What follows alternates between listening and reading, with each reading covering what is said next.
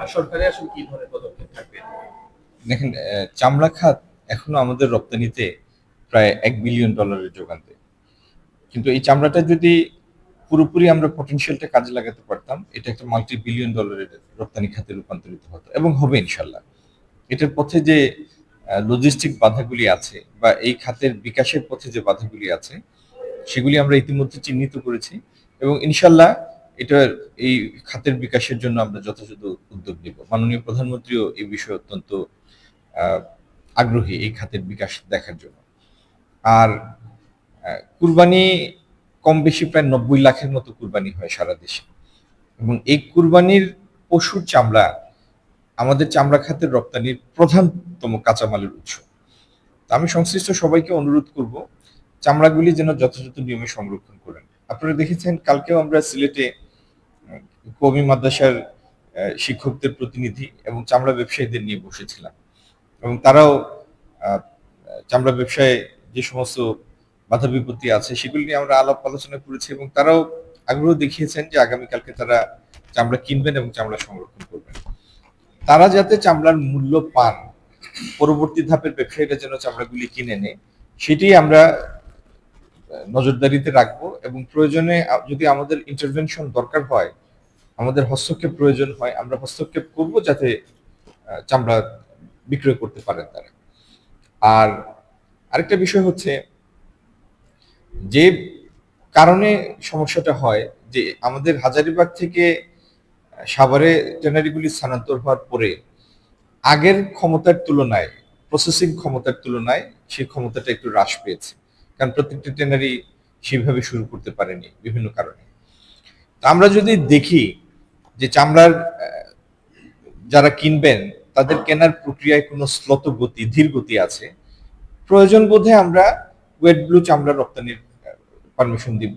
Crust leather তো আছেই, wait blue চামড়া রপ্তানির জন্য অনুমতি দিব সাময়িককালের জন্য, যাতে যে চামড়াগুলি হাতে আসবে সেগুলি বিক্রি করতে গিয়ে যেন যারা সংরক্ষণ করবেন তারা কোনো বিপত্তিতে না পড়েন, সেজন্য প্রয়োজন বোধে আমরা সেই সিদ্ধান্ত নেব।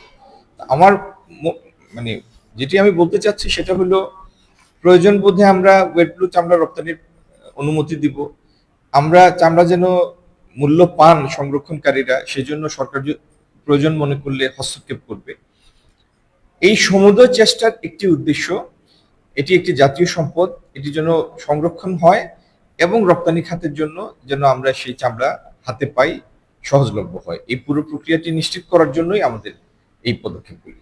আশা করি আমরা সবাই সম্মিলিতভাবে আমাদের যার যার জায়গা থেকে অবদান রাখব এবং আহ, এই কুরবানির লব্ধ যে চামড়াগুলি, এটি একটি জাতীয় সম্পদ, এটার পরিপূর্ণ সদ্ব্যবহার করব যাতে কুরবানির উদ্দেশ্যটি ব্যাহত না হয়। ধন্যবাদ। মাননীয় মন্ত্রী মহোদয়, ছোট্ট করে একটু জানতে চাই, বিভিন্ন সামনে বাজেট রয়েছে, দুটি বিষয়কে মাথায় রেখে যদি একটু বলেন। সিলেটের কথা বলছেন না, দেশের সারা সিলেট দেশে অঞ্চল প্লাস বাজেট নিয়ে সারা প্রত্যাশা। বাজেটে আসলে আপনার প্রত্যাশাটা একটু জানতে চাচ্ছি।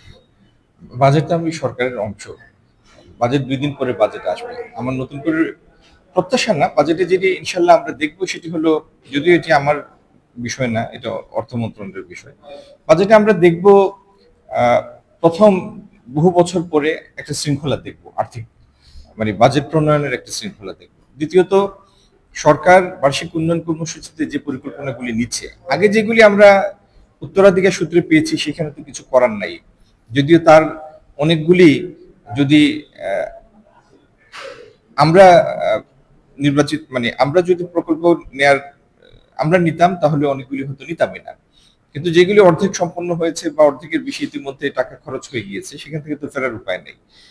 এই বাজেটের পরবর্তী সময়ে যে বার্ষিক উন্নয়ন কর্মসূচিটি দেখবেন আপনারা, যেটি বাস্তবায়ন হবে, সেখানে প্রকল্প নেওয়ার সময়ও শৃঙ্খলা বোধের প্রমাণ থাকবে। যে প্রকল্পগুলি দেশের আর্থসামাজিক উন্নতির জন্য প্রয়োজন শুধু সেই প্রকল্পগুলি নেওয়া হবে।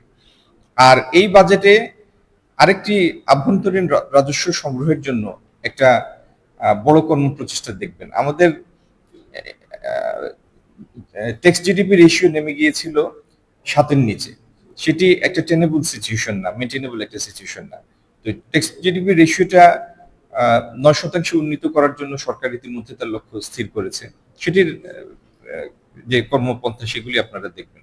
মোট কথা হচ্ছে আগামী দিনের বাজেট যে ধারাটার সূচনা করবে সেটি হচ্ছে নতুন বিনিয়োগ আকর্ষণ, ব্যবসা বান্ধব একটা পরিবেশ সৃষ্টি করা এবং সামগ্রিক আর্থিক এবং অর্থনৈতিক ব্যবস্থাপনার মধ্যে একটা শৃঙ্খলা আনয়ন করা। এটি হবে আগামী বাজেটের মূল বৈশিষ্ট্যগুলোর প্রতিফলন। সেক্ষেত্রে সিলেট অঞ্চলে কর্মসংস্থান এবং বিনিয়োগ নিয়ে আলাদা কোনো আচ্ছা, সিলেটে বিনিয়োগ আকৃষ্ট করার জন্য, বিশেষত আমাদের প্রবাসীদের বিনিয়োগ আকৃষ্ট করার জন্য আমরা আগামী দিনে প্রবাসীদের নিয়ে একটা ইনভেস্টমেন্ট অ্যাডভাইজারি প্যানেল করব, বোর্ড করব। সারা শুধু ইংল্যান্ড বা আমেরিকান না, সারা বিশ্বে আমাদের যারা ছড়িয়ে ছিটিয়ে আছেন তাদের মধ্যে প্রথিতযশা কিছু ব্যক্তিত্বকে নিয়ে এই অ্যাডভাইজারি প্যানেলটি করা হবে। আর সিলেট অঞ্চলের যোগাযোগ অবকাঠামো উন্নয়নের জন্য আপনারা ইতিমধ্যেই শুনেছেন যে সিলেট ঢাকা ট্রেন লাইন, সেই সাথে সিলেট চিটং ট্রেন লাইন, সিলেট ঢাকা সড়ক যোগাযোগ যেটা 6 লেন, সেই সাথে সিলেট চিটং একই মানের রাস্তায় উন্নতি করার জন্য আমরা পরিকল্পনা দিয়েছি। আগামী দিনে আরেকটি উন্নয়ন প্রকল্প আপনাদের বলে রাখি, ঈদের পরে পরে ইনশাল্লাহ 250 শয্যার হাসপাতাল শুরু হবে সিলেটে, যেটি মাননীয় প্রধানমন্ত্রী গত 2 তারিখে এসে ঘোষণা করে গিয়েছেন। আমাদের যেটি হাইটেক পার্ক, সেটি এখনো অকার্যকর হয়ে পড়ে আছে। আমাদের অনেক ফ্রিল্যান্সার আছেন, সফটওয়্যার ডেভেলপার আছেন, তাদেরকে সংগঠিত করে তাদের জন্য প্রয়োজনীয় সুযোগ সুবিধা দিয়ে তাদের কিভাবে ব্যবসাটি বেগবান করা যায় সেটা নিয়ে আমরা কাজ করছি। ইনশাল্লাহ আগামী দিনে সেটার প্রতিফলন দেখবেন। আর আমাদের একটি লক্ষ্য আছে, সিলেট থেকে শাকসবজি রপ্তানি হয়, কিন্তু সেই শাকসবজি রপ্তানির পথের একটি বাধা হচ্ছে সরকারের সার্টিফিকেশন, যেটি ঢাকা কেন্দ্রিক। সেটি একটি শাখা সিলেটে স্থানান্তর করে ইনশাল্লাহ আগামী দিনে সিলেট হবে বাংলাদেশ থেকে শাকসবজি রপ্তানির প্রধানতম কেন্দ্র। এই লক্ষ্যে আমরা কাজ করছি। আর বাদবাকি একটা ম্যানুফ্যাকচারিং হাব হিসাবে সিলেটকে প্রতিষ্ঠা করে যে কর্মসংস্থান বৃদ্ধির চেষ্টা, এই প্রচেষ্টাটা একটু সময় নেবে, কিন্তু এটি আমাদের আলটিমেট লক্ষ্য। ধন্যবাদ।